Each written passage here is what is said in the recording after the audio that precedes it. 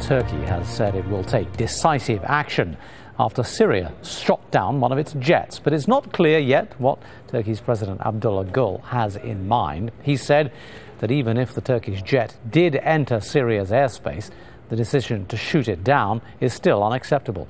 Cal Perry reports. The announcement that the plane was shot down came on Syrian state television, the anchor saying, quote, "We acted in accordance with laws in such cases." The Turkish government doesn't accept that and says it's investigating. We are now trying to determine exactly where the jet was shot down.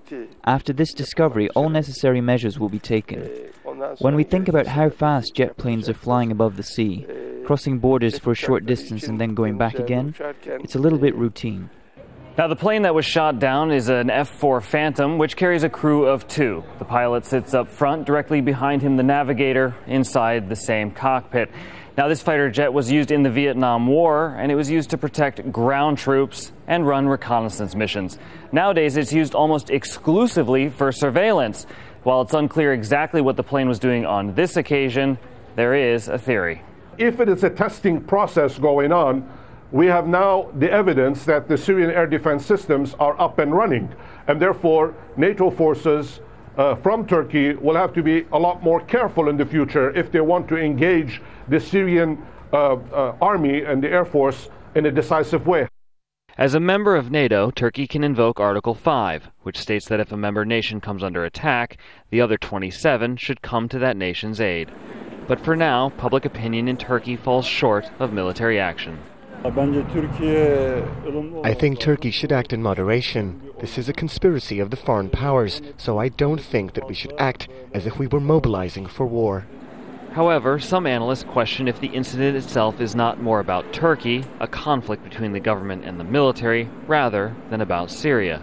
The government has accused officers in the past of trying to destabilize the government, of trying to overthrow the democratically elected government. And there are very serious trials now going on in Turkey in which a large percentage of the officer class, up to 10 to 15% of the officer class, is now actually in jail awaiting trial.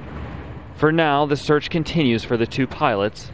Their fate is likely to be the decisive factor for Turkey. Cal Perry, Al Jazeera. Let's go now live to Al Jazeera's Anita McNaught. She's been managed to get close to the waters where that plane is thought to have gone down. Anita, tell us about what you've seen, and how's your day been?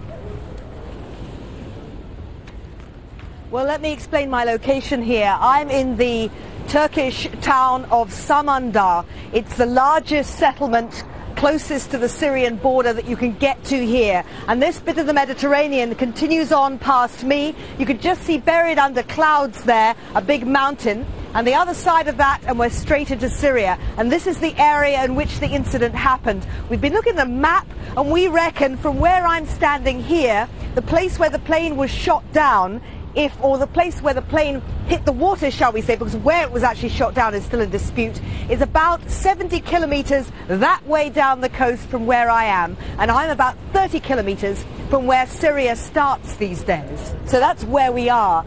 And the search and rescue operation is still continuing. They have not found the pilots, and it is still, intriguingly, a joint operation with Syrian and Turkish officers, helicopters, ships, and smaller craft, all working the waters, trying to find. I don't think they've even found much wreckage either. So not too many signs there, but they're hunting off the Syrian coast, not the Turkish coast.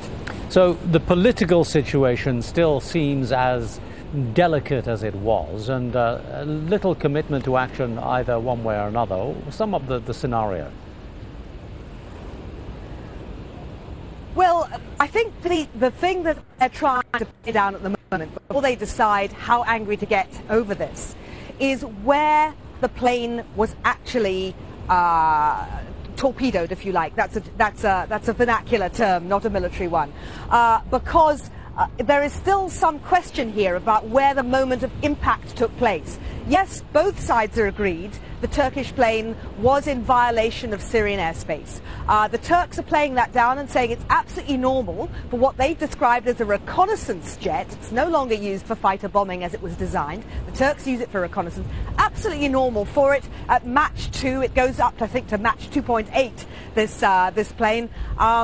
To cross the border in its routine operations. That's certainly what the Turkish president's been saying.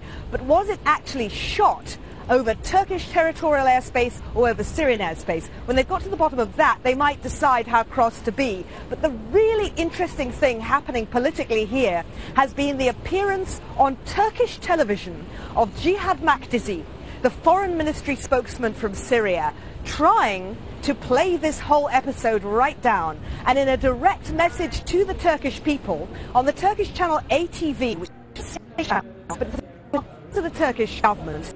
So this seems to have been another collaborative venture, much like the one going on in the waters 70 kilometers down the coast from me, saying that there is no animosity towards Turkey.